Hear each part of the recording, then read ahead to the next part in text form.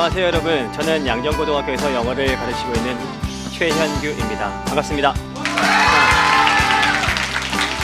사실 제가 태어나서 처음 이렇게 방송국 카메라 앞에 서는 거여서 지금 엄청 떨리고 있거든요.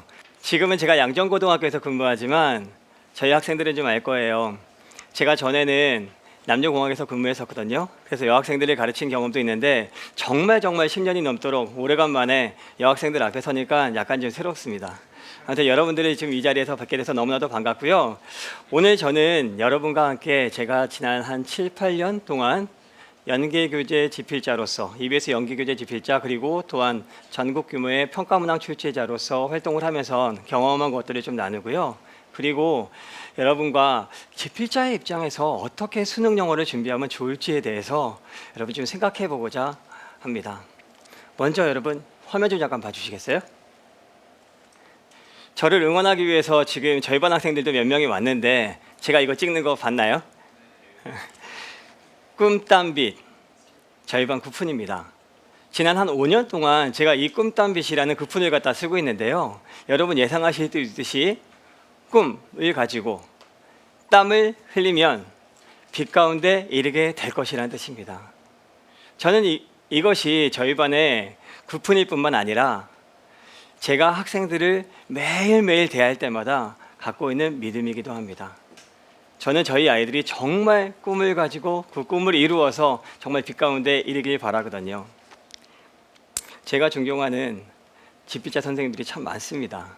그분들에 비하면 저는 사실 아무것도 아니거든요. 근데 그분들이 대신해서 제가 이 자리에 섰게 됐다는 것이 조금은 부담스럽기도 합니다. 그렇지만 제가 작게나마 경험한 것들을 여러분과 함께 나누었을 때 그것이 여러분에게 조금이라도 도움이 된다고 한다면 섭외만 하지 않을까 하는 생각을 해서 지금 이 자리에 용기를 내서 섰습니다. 오늘 저는 여러분과 함께 여러분이 집필자들에게 궁금해할 수 있는 4가지 질문에 대해서 답하는 형식으로 강의를 진행하고자 합니다. 첫 번째 질문입니다. Who?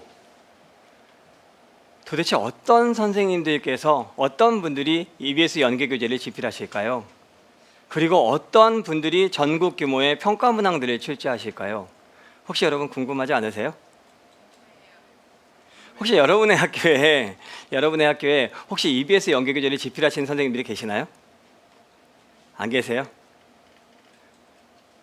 혹시 여러분의 학교에 소리소문 없이 때가 되면은 일주일씩 아니면 보름씩 아니면 한 달, 2달씩 사라지셨다가 다시 또 학교로 오시는 선생님들 계시지 않나요?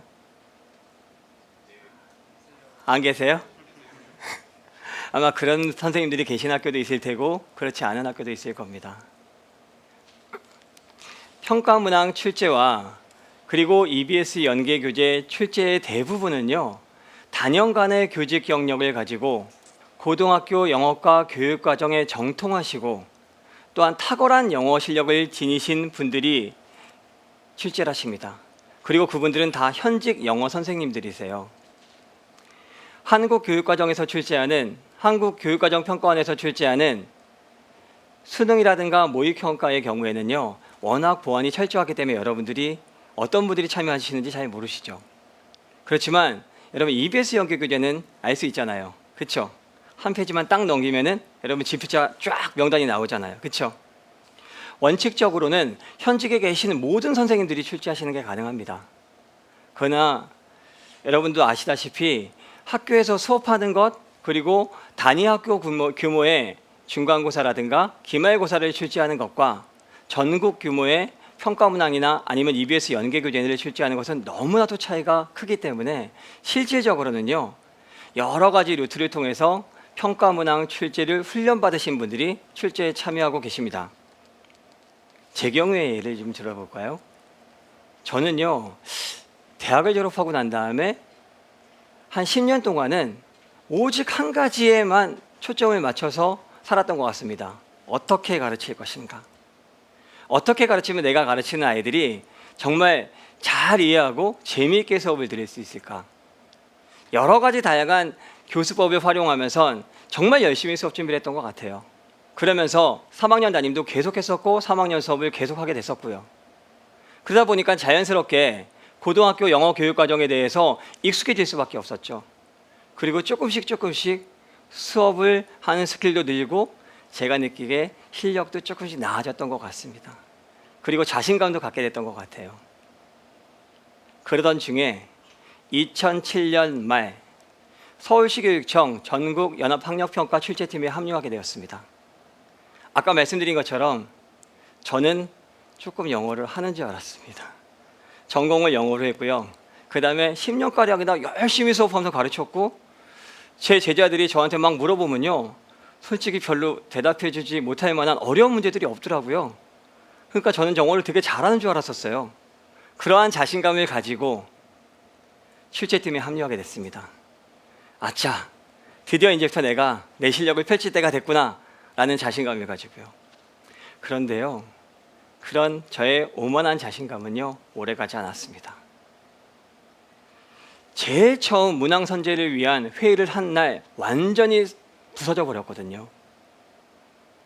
문항선제 회의라는 것은 뭐냐면 여러 명의 선생님이 한 가지 유형의 문제를 갖다가 출제해 오시면은 그 중에서 가장 좋은 문장들을 선제해서 45문항을 갖다가 뽑아내는 것입니다. 저는요, 한 문항 한 문항을 정말 제 온 힘을 다해서 출제했기 때문에 내 문항이 엄청나게 많이 뽑힐 줄 알았습니다. 저니까요. 실력이 있다라고 자신감을 갖고 있었던 때였기 때문에.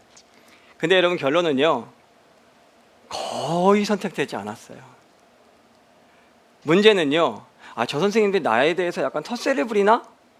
만약 이런 생각이 들었다면 제가 억울하게 됐을 텐데, 제 문항과 그 다음에 선배 출제 선생님들이 출제한 문항을 딱 비교해놓고 제가 봐도 너무 수준에 떨어지는 겁니다. 너무 많이 부족한 거예요.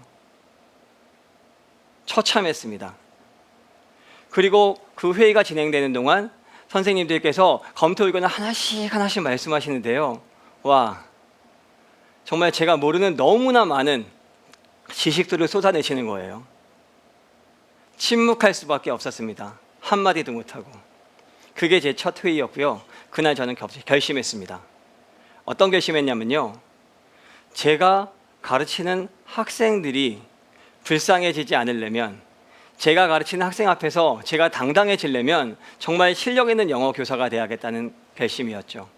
그리고 그 이후로 이전이 정말 어떻게 수업할 것인가에 대한 연구를 하면서 온 힘을 다해서 노력했다라고 한다면, 그 이후에는 저는 온 힘을 다해서 저의 실력을 키우기 위해서 노력했다라고 말씀드릴 수 있을 것 같아요. 정말 매일 영어 원서를 읽으면서요, 문항 출제에 적합한 지문들을 갖다가 찾기 위해서 최선을 다해서 계속 영어 원서를 읽었고요. 그리고 지문을 출제하게 되면 그 지문 안에 들어있는 모든 문장들이 논리적으로 어떤 연관 구조를 갖고 있고 연결고리를 갖고 있는지에 대해서 분석을 하고요. 심지어는 다 아는 단어들마저도 하나하나 다 찾았습니다. 그래서 단지 뜻을 확인할 뿐만 아니라 그 단어의 용례가 무엇인지도 하나씩 정리하기 시작했습니다. 이러한 작업을 지난 7, 8년 동안 한 겁니다. 조금씩 그러한 시간을 통해서 제가 아마 발전할 수 있었던 게 아닌가 싶습니다. 그래서 그나마 지금 현재의 제 모습도 있는 것일 테고요. 저는 여러분에게 당당하게 말씀드릴 수 있습니다. 여러분, EBS 연계교재 그리고 전국 규모의 평가 문항들, 여러분이 학교에서 치르시는 문항들이요, 이 문항들은요, 정말 실력파 선생님들께서 정말 최선을 다해서 출제하고 계신 문항들입니다. 그냥 믿고 열심히 공부하세요. 그러면은 여러분들 실력이 아주 많이 향상될 수 있을 거라 저는 확신하는 바입니다. 그 다음 질문은 여러분, where? 그럼 평가 문항들을 어디에서 발췌를 할까요? 지필자 선생님들은 도대체 어디에서 지문을 갖다가 뽑아서 문항을 만드실까요? 혹시 이런 거 궁금해 본 적 없으세요? 혹시 아세요, 학생? 혹시 양정고 학생들은 아십니까? 제가 수업 시간에 그런 말 한 적 한 번도 없죠? 그렇죠? 여러분이 조금만 생각해 보시면 듣기 문항 출제와 독해 문항 출제가 좀 다르다는 거 알고 계시죠? 여러분, 듣기 문항은 대화문이 나오죠? 아니면 담화문이 나오죠? 그런데 독해 문항의 경우에는 여러분 지문이 출제되죠? 출제하는 방식 자체가 아주 많이 다릅니다. 여러분 듣기 문항회 같은 경우에는요. 1994년에 수능이 출제되긴 이래로 지금까지 한국교육과정평가원, 각 시도교육청 그리고 수많은 사설 출판사에서 너무너무 많은 문항들을 출제했습니다. 그래서 기출문제를 피하기 위해서는 아주 유니크한 독특한 그러한 아이디어를 갖다가 찾아내는 게 중요해요. 사실 집필자들은요, 아이디어만 있다면 문항을 구성하는 것은 별 문제가 없습니다. 각 문항 유형별로 어느 정도 약간 패턴화되어 있거든요. 그 패턴을 따라서 그냥 문항을 영작함으로써 얼마든지 구성할 수 있습니다. 듣기 문항은요, 가장 중요한 게 아이디어예요. 그 아이디어를 찾기 위해서 집필자들은 일상의 모든 상황 가운데서 고민하면서 메모하면서 문항을 출제하기 위해서 노력하십니다. 올 1월 달에 제가 듣기 문항을 출제하고 있었거든요.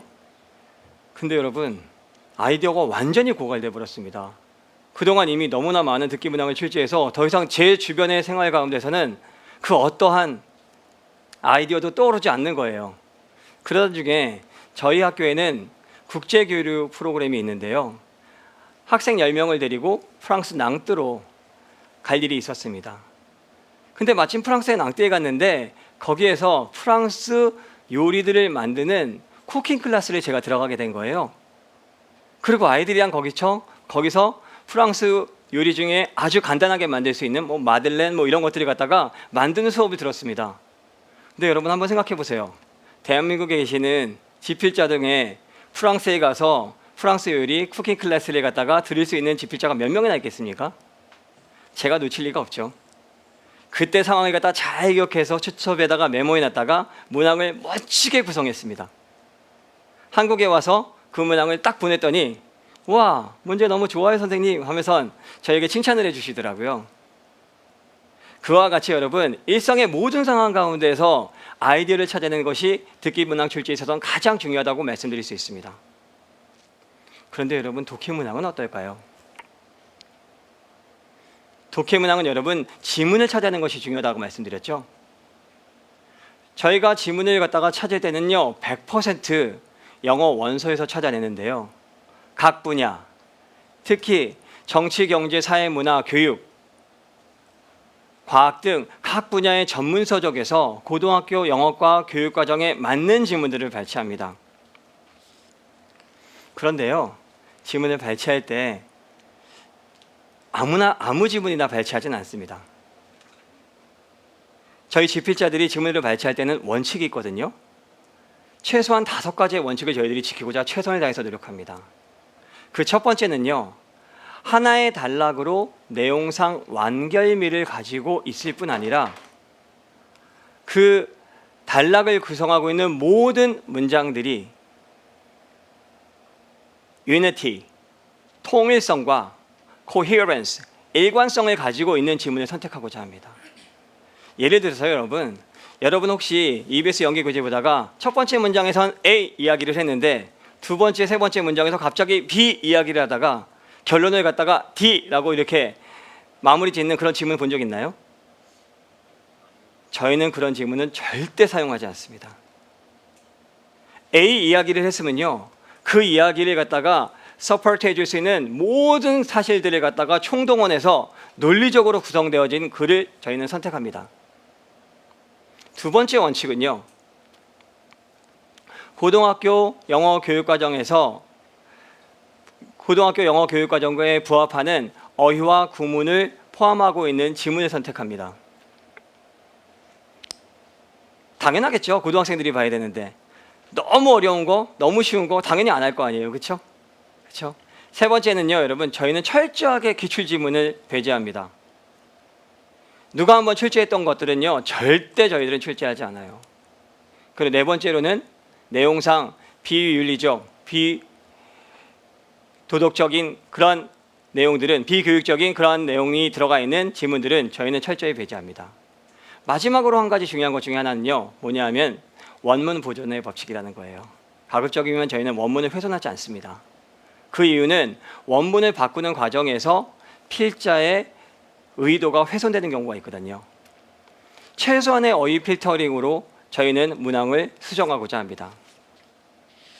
사실 독해 문항 출제할 때 지문을 딱 선정하고 나면요, 거의 문항 출제의 한 70%?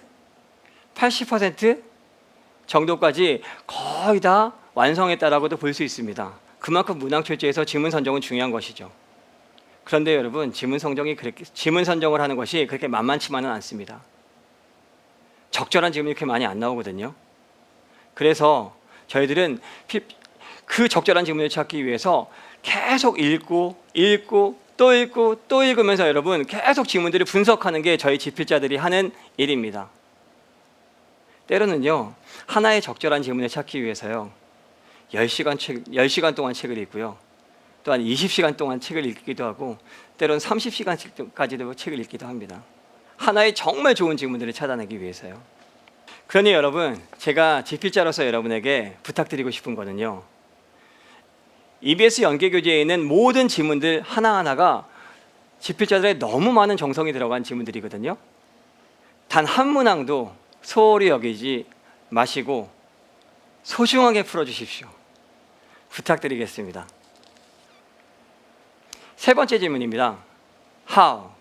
여러분이 가지고 계시는 EBS 연계 교재는 교재 발주 회의를 시작한 다음 파이널 필름 OK 그리고 마지막 인쇄까지 보통 7개월에서 한 8개월 정도가 걸립니다. 여러분, 구제한 건 달랑 만드는데 7, 8개월 걸리면 엄청나게 시간이 많을 것 같지 않으세요? 그렇죠? 엄청나게 시간이 많이 남을 것 같지 않습니까? 근데 현실은 그렇지 않습니다. 현실은 너무나도 집필에 참여하신 선생님들은 바쁘고 힘든 시간들을 그 시간 동안 보내게 됩니다. 그 이유는 아까 말씀드렸듯이 집필에 참여하시는 모든 선생님들이 현직에 계신 선생님이라고 말씀드렸잖아요. 그분들은 매일매일 여러분들을 위해서 수업하셔야 되죠. 그렇죠? 또 담임 선생님들은 상담도 하셔야 되죠. 여러분, 제가 저희 반 상담 잘 하나요? 저희 반에 학생들 몇 명이 지금 저를 응원한다고 지금 왔는데요, 담임 선생님이 상담 잘 해주나요? 네. 고맙습니다. 그렇게 말씀해 주셔서. 저는 수업하고 상담하는 것이 저의 가장 중요한 메인 잡이라고 생각합니다. 뿐만 아니라 여러분, 학교에서 선생님들은요 행정 업무도 맡게 되거든요. 그 행정 업무들까지 다, 그 모든 일을 학교에서 하고 난 다음에 퇴근하시고 나면은 다른 선생님들 같은 경우에는 좀 쉬실 수 있으시죠? 그때부터 집필자 선생님들은 집필을 시작하시는 겁니다. 안 쉽죠? 쉬지 못하고. 그리고 지문이 여러분, 아까 말씀드렸듯이 어떤 거는 쉽게 찾을 수도 있겠지만 어떤 거는 막 10시간, 20시간을 책을 읽어서 간신히 함께 찾을까 말까예요. 그건 얼마나 힘들겠어요, 여러분. 뭐 한 달, 두 달 동안 한두 문제만 만들면 상관없지만 여러분 3일 뒤까지 뭐 10문제를 만들어야 돼, 이런 상황이라고 한번 생각해 보세요. 그 스트레스는 여러분이 생각하는 것 이상입니다. 그렇다라고 한다면 여러분, EBS 연계 교재는 어떤 집필 과정을 거치는지 간략히 여러분 제가 설명드리도록 하겠습니다. 먼저 교재 발주회의가 딱 하게 되잖아요. 그러면 집필자 선생님들 한 명 한 명에게 어떤 문제를 출제해 주세요, 언제까지 출제해 주세요, 이런 요구가 들어오게 됩니다. 그러면 선생님들이 출제 시작하시는 거예요. 그때부터 여러분 정말 열심히 책을 막 보기 시작하시는 거죠. 보통의 경우는 여러분 한 30일에서 한 40일 동안 출제를 하게 되는데요, 그걸 갖다가 단계별로 여러분 보통 1차, 2차, 3차 정도로 나누어 가지고 출제를 하게 됩니다. 각 단계별로 여러분 집필이 끝나게 되면은 그 문항들을 대표 검토 선생님, 대표 검토 교수님께 보내드리게 됩니다. 그럼 그분들이 이것을 연계교재에 쓸 수 있는 문항인지 아닌지를 판단해서 합격, 불합격, 조건부 합격, 이렇게 세 가지로 판정을 해주십니다. 여기서 합격이라 함은 이 문항은 정말 좋으니까 연계교재 문항으로서 출제 가능합니다 라는 의미고요. 여기서 불합격이라 함은 선생님, 이 문항은 적절하지 않으니까 재출제로 해주세요 라는 말입니다. 그리고 마지막 조건부 합격이라는 것은 선생님, 이거는요 조금만 수정하면 되겠는데요, 이렇게 의견을 드릴 테니까 이것만 좀 수정해 주세요 라고 요청이 들어온 것이기 때문에 수정해서 문항을 구성할 수 있는 문항들입니다. 이러한 의견들이 딱 들어오면요, 지필자들이 다 받습니다. 그리고 난 다음에 합격은 오케이, 잘 된 거죠. 그러면 그냥 가면 되는 거니까. 근데 불합격은 여러분 다시 출제해야 됩니다. 그리고 조건부 합격인 경우에는 한번 검토 의견대로 수정을 해보고 그 다음에 문항 구성이 가능한지 여부를 확인하기 위해서 재검토를 하게 되는 것입니다. 이러한 과정을 계속 반복해서 자신에게 맡겨져 있는 모든 문항들의 지문이 픽스가 되면, 확정되어지면 그때부터 저희는 해설 작업을 합니다. 여기서 해설 작업이라 하면 해석과 그 다음에 해설, 어휘, 구문 설명 이런 것들을 말씀드리는 겁니다. 그렇게 해서 여러분 초고가 완성되는 거예요. 여러분 문제집의 초고가 완성되면 거의 이제 문항 제작은 거의 끝났다고 볼 수 있지 않을까요? 그렇지 않을까요? 2번까지 끝난 겁니다. 그 다음 3번이 기다리고 있는데요. 정말 여러분 힘든 작업은 3번부터 시작됩니다. 각종 검토가 기다리고 있어요. 단 하나의 오류도 없고 단 한 글자의 오타도 없이 완벽한 교재를 만들기 위해서 정말 수많은 선생님들이 정말 꼼꼼하게 검토를 시작합니다. 그 첫 번째가 뭐냐면요, 지필자 크로스 검토입니다. 그 지필자 크로스 검토는 뭐냐면요, 제가 지필한 거는요, 옆에 계시는 다른 지필자 선생님이 검토하시고 그 선생님이 지필하신 건 제가 보는 겁니다. 날카롭습니다. 지필자들이 아무나 하시는 게 아니니까요. 두 번째로는 여러분 외부 검토입니다. 지필자들은 여러분 이미 문항을 너무 많이 봤기 때문에 어떤 틀 안에 딱 갇혀 있잖아요. 그러니까 여러분 다른 시각에서 볼 수 있는 전문가 선생님들을 섭외해서 그분들께 검토를 의뢰합니다. 최소한 5번 정도. 전혀 생각지도 못했던 엄청나게 날카로운 그런 검토 의견들이 많이 날라옵니다. 그럼 다 받아서 그걸 또 수정해야 되죠.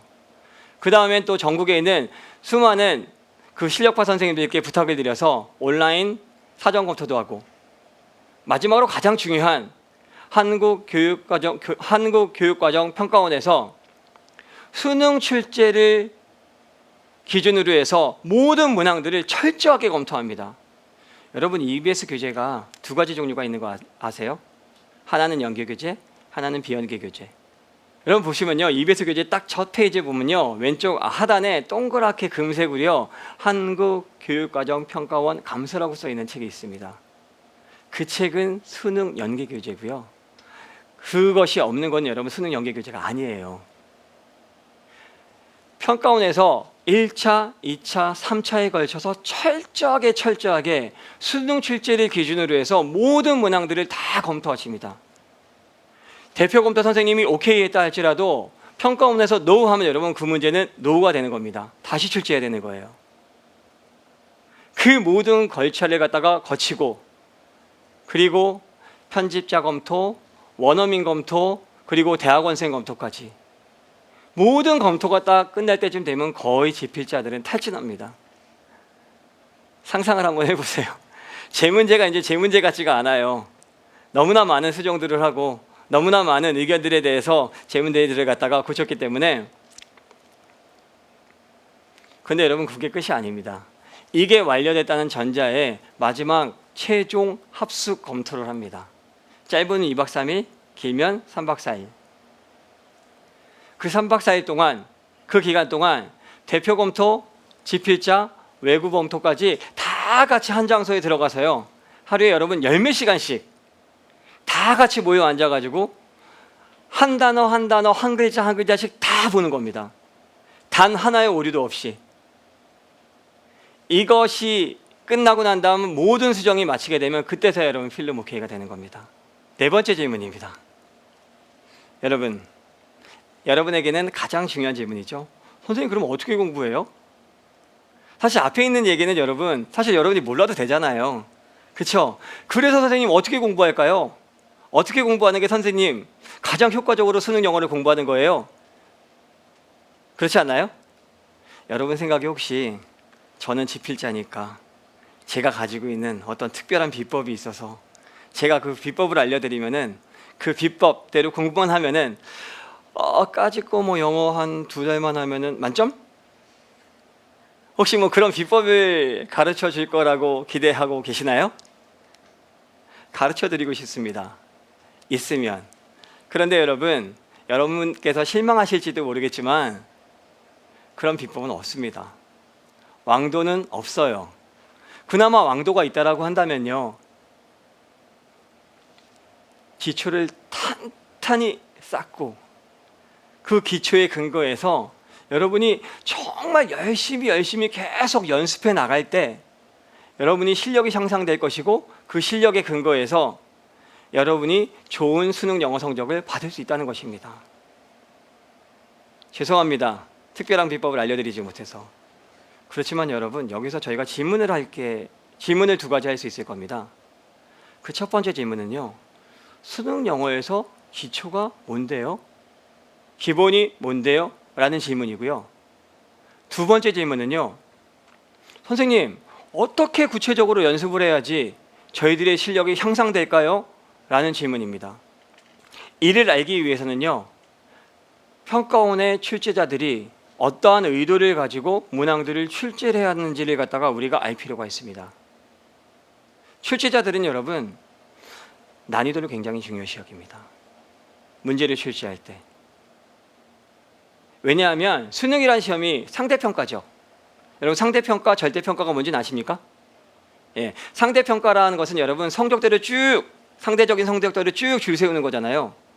수능은 여러분 상위 4% 1등급, 그 다음 7% 2등급, 이런 식으로 여러분 성적순을 쭉 1등급부터 9등급까지 줄을 세우는 시험이잖아요. 그러다 보니 다양한 난이도의 문항을 출제해서 학생들로 하여금 등급이 나누어질 수 있도록 출제를 하게 됩니다. 당연히 여러분, 정답률이 30% 이하인 아주 어려운 문제도 출제하시고요, 정답률이 7, 80% 이상인 아주 어려운 문항들, 아주 쉬운 문항들도 출제를 하게 되죠. 여러분, 이렇게 어려운 문항과 쉬운 문항들이 막 섞여서 출제될 때 여러분의 성적이 경쟁력이 있으려면 어떻게 해야 돼요? 남들이 다 맞는 쉬운 문항은 당연히 맞추고, 남들이 틀리는 어려운 문항마저도 맞아야 되잖아요. 그렇죠? 그래야지 여러분, 저희 영어 성적이 다른 학생들에 비해서 조금 더 경쟁력을 갖지 않을까요? 그렇다면 출제자들은 이러한 정답률이 서로 다른, 난이도가 서로 다른 그런 문항들을 출제하기 위해서 어떤 방법을 쓸까요? 사실 관건은 여기입니다. 어떻게 문제의 난이도를 갖다가 조절할까요? 오늘 여기서는요, 여러분, 제가 듣기 평가 문제는 일단 논의로 하겠습니다. 여러분 아시듯이 듣기는 굉장히 쉽게 출제되잖아요. 독해에서 여러분 어떻게 난이도를 조절할까요? 굉장히 간단합니다.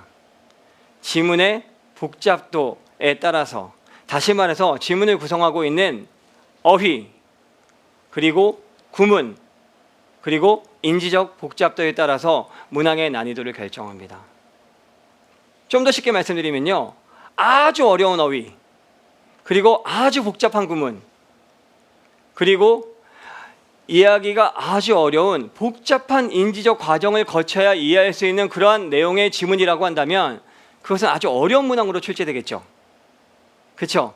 반면 아주 쉬운 단어, 중학교 단어, 그리고 아주 간단한 구문, 그리고 내용상 아주 쉽다라고 한다면 여러분 쉽게 출제할 수 있는 그런 문항으로 활용되어지겠죠. 제가 여러분들에게 수능 영어에서 기초, 기본이라고 말씀드릴 수 있는 것은요, 저는 vocabulary, 어휘와 구문, structure라고 생각합니다. 어휘와 구문이 해결된다는 전제 하에서 복잡한 인지적인 과정을 거쳐야 이해할 수 있는 아주 추상적인 개념의 지문이라 할지라도 풀 수 있는 능력을 논할 수 있을 거예요. 어휘와 구문이 안 되면 여러분 수능 영어는 절대 정복할 수 없습니다. 그렇다고 한다면 여러분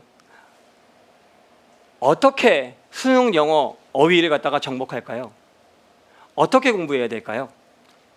영어 어휘 공부를 하는 데 있어서 가장 중요한 게 여러분 뭐라고 생각하세요? 여러분들이 본능적으로 알고 있습니다. 어휘 학습에 있어서 가장 중요한 거는요, 여러분 반복 학습이에요. 반복. 저도 여러분 영어 단어 외우는 거 너무너무 힘들어합니다. 제가 얼마나 힘들어했으면 석사학위 논문을 쓸 때 영어 어휘 학습법에 관한 논문을 썼겠어요. 근데 여러분, 제가 여러분에게 한 가지 위로의 말씀을 드린다면, 제가 예전에 읽었던 책 중에 이런 내용이 있었습니다. 학자들마다 약간의 이견이 있기 때문에 사실 다른 생각을 가지고 다른 연구 결과를 믿고 계시는 분들도 계시지만, 적어도 그 저자는 이런 말을 하더라고요. 천재들, 단어를 정말 잘 외우는 사람들이요, 새로운 어휘를 만났을 때 그 어휘를 자신의 것으로 완전히 소화해내는데 걸리는 반복 횟수는요 10회에서 12회라고 합니다. 천재들이. 그리고 여러분 가운데 천재가 있으실 수도 있겠지만 거의 대부분 저희 평범하잖아요. 저희들 같이 평범하면서 산 사람들은 여러분 어휘를 갖다가 새로운 어휘를 자신의 것으로 만드는데 반복 횟수가 필요한 게 40회에서 한 50회 정도가 필요하다고 합니다. 그리고 암기율이 약간 떨어지면은 여러분 80회에서 한 100회 정도. 제가 그 글을 읽고 난 다음에 여러분 정말 많은 위로를 얻었습니다. 여러분, 제가 어저께 30개의 단어를 외웠거든요. 오늘 아침에 딱 일어났더니 27개가 봤는지조차 기억이 안 나요. 3개 간신히 외우고. 혹시 여러분 그런 경험한 적 없나요? 1시간이 넘게 걸려가지고 30개를 외웠더니 기껏 기억나는 게 3개도 채 안 돼? 할 필요 없구나 이거. 난 머리가 너무 나빠. 에이, 포기하자. 그런 생각 한 적 없나요? 제가 사실 그런 생각을 많이 했었거든요. 근데 여러분 이렇게 생각해 보세요. 여러분이 아침까지 기억을 했던 그 3개의 단어는요, 여러분도 모르는 사이에 벌써 40번에서 한 50번을 반복한 겁니다.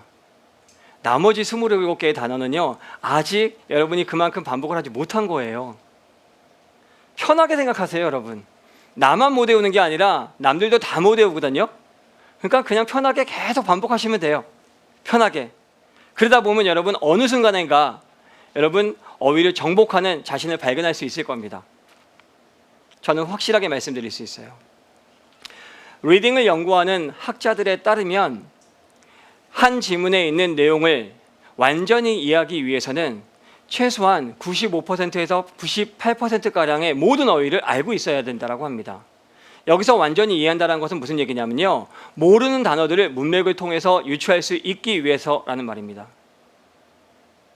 그것도 여러분, 문맥을 통해서 모르는 단어의 의미를 유추하려면요,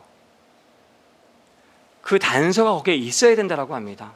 다시 말해서 여러분, 어느 정도 어휘 실력이 될 때까지는 무조건 외워야 돼요.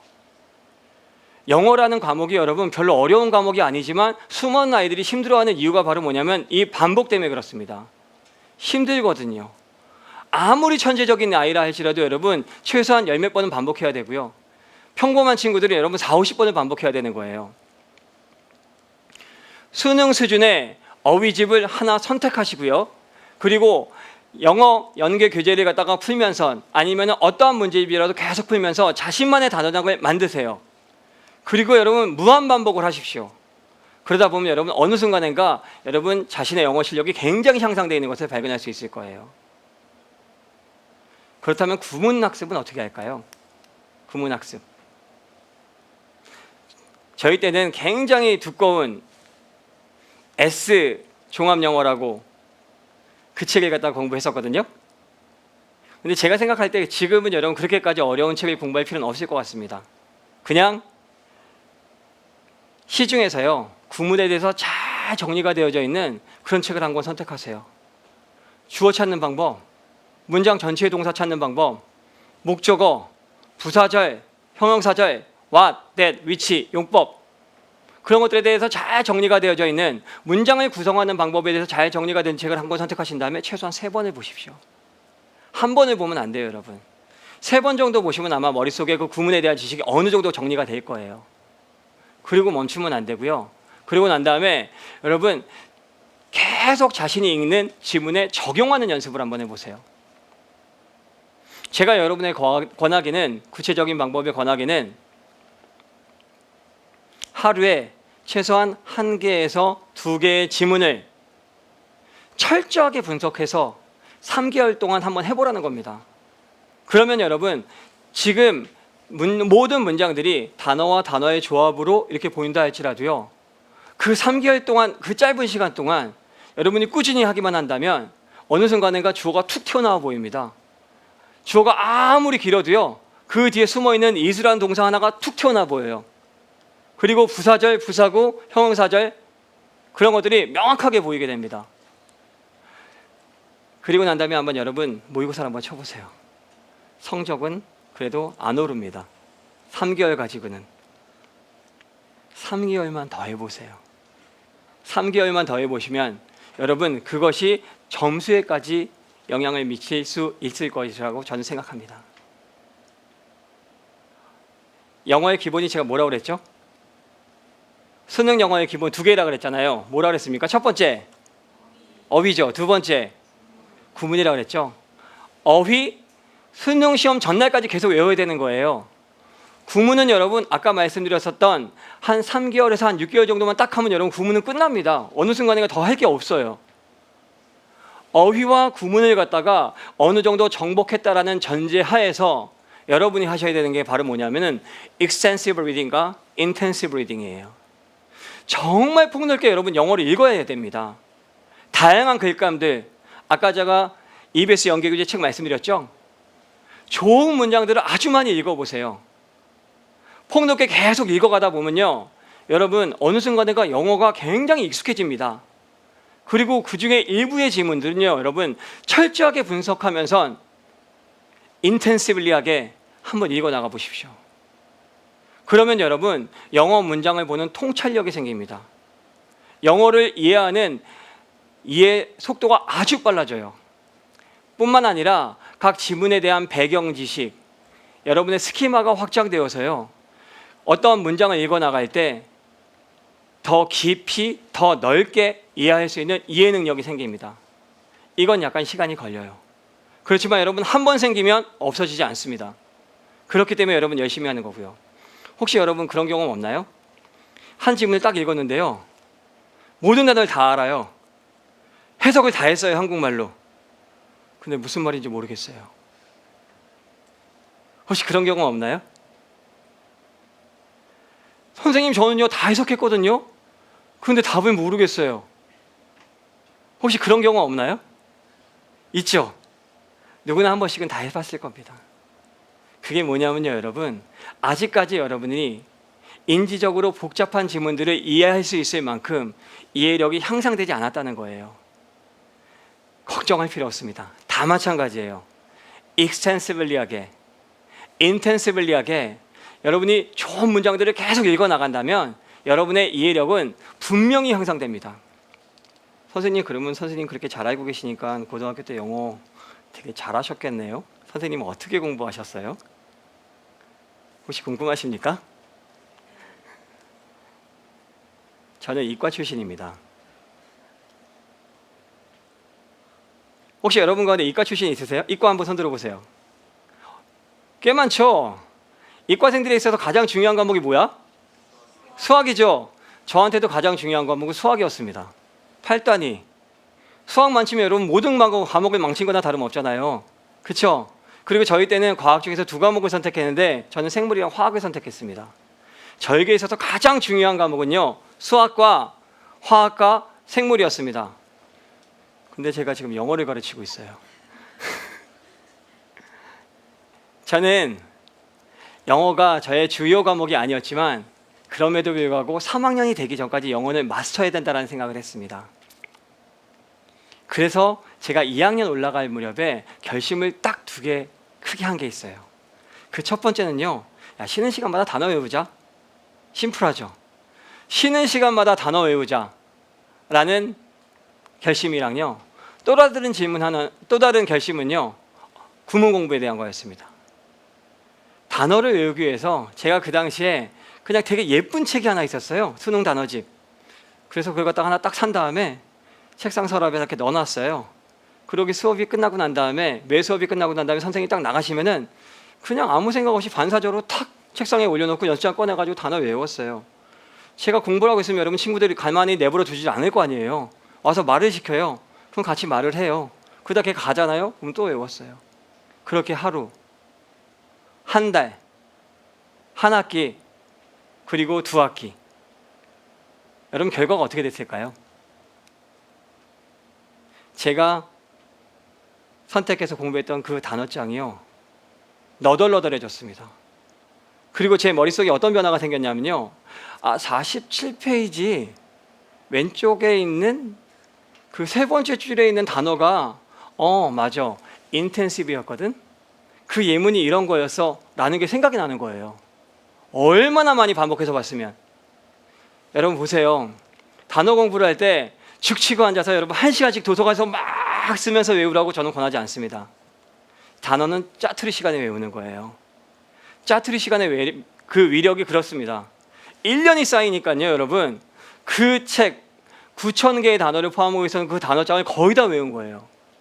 그리고 난 다음에 2학년 말에 제가 모의고사 3학년 걸 한번 풀어봤는데요, 한 지문에서 모르는 단어가 많으면 1개? 2개? 되게 마음이 편해지는 거예요. 여러분 기분이 어떨 것 같아요? 아무한테도 제가 자랑은 안 했습니다. 혼자서 웃었습니다. 지금 되는구나. 아자.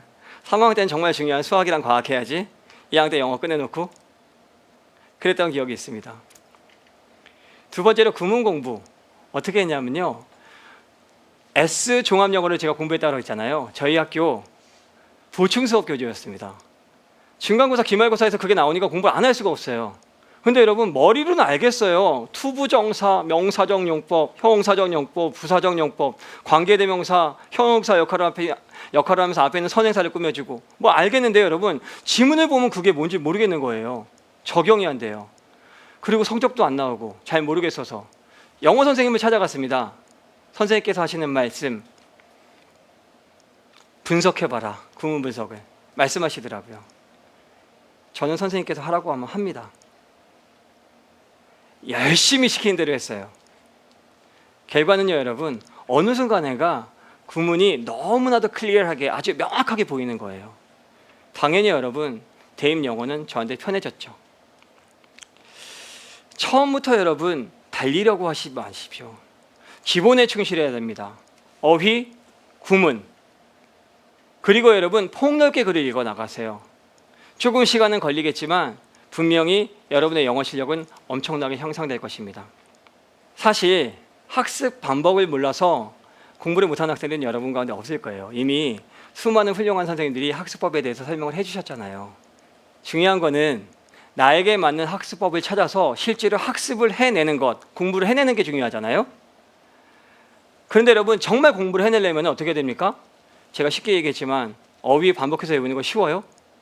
한번 해보세요. 정말 어렵습니다. 구문 여러분 분석해내는 거 쉬울 것 같아요? 한번 해보신 분은 알겠지만 정말 어렵습니다. 왜냐하면 그냥 대충 이해하고서 무슨 뜻인지 알면 딱 답 고르면 되는 거 아닌가? 하는 생각이 들어요. 그러면 여러분 머리 안 써도 되고 얼마든지 편하게 공부할 수 있는데 왜 주어가 뭔지 찾아야 돼? 문장 전체의 동사가 왜 찾아야 돼?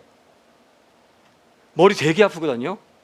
근데 여러분 그런 힘든 일을 갖다가 있음에도 불구하고, 그런 힘든 일임에도 불구하고 여러분이 꾸준히 해나갈 수 있는 건 뭐예요?